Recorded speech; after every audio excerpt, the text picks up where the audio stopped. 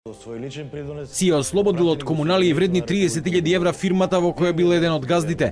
Градоначалникот на Неготино Ванчо Апостолов заработи 3 кривични пријави за злоупотреба на службената положба. Му ги поднесе полицијата која јавно не сакаше да го открие неговиот идентитет. Полициската станица од Неготино има поднесено 3 кривични пријави против лицето ВА на 54 годишна возраст од Неготино, поради основано сомнение дека сторил кривично дело по член 353 од законот, од кривичниот закон на Република Македонија, член кој се однесува на злоупотреба на службена должност и овластување. Апостолов бил еден од собствениците на фирмата Рудуна Енергија од Кавадарци, која барала од општина Неготино да ја ослободи од комуналии при изградба на електроцентрала.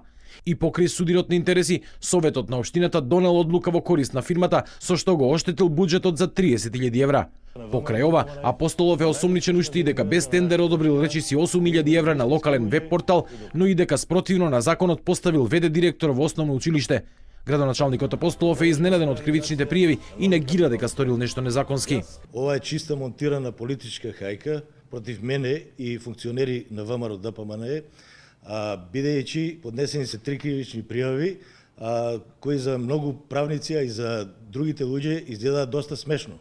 Општина Неготино не може да овозможи изградба на инфраструктура, бидејќи е поскапа многукратно, можеби 20 и 50 пати, отколку средствата кои се определени за комуналии. Самата инвестиција се гради за многу побрзо време, отколку да општината прибере средства и изгради комунална инфраструктура, и според мене апсурдно е тоа. Минатата недела полицијата поднесе кривична пријава против велешкиот градоначалник Славчо Чадиев, кој го товари дека е злоупотребил службената положба. Дата мора да има.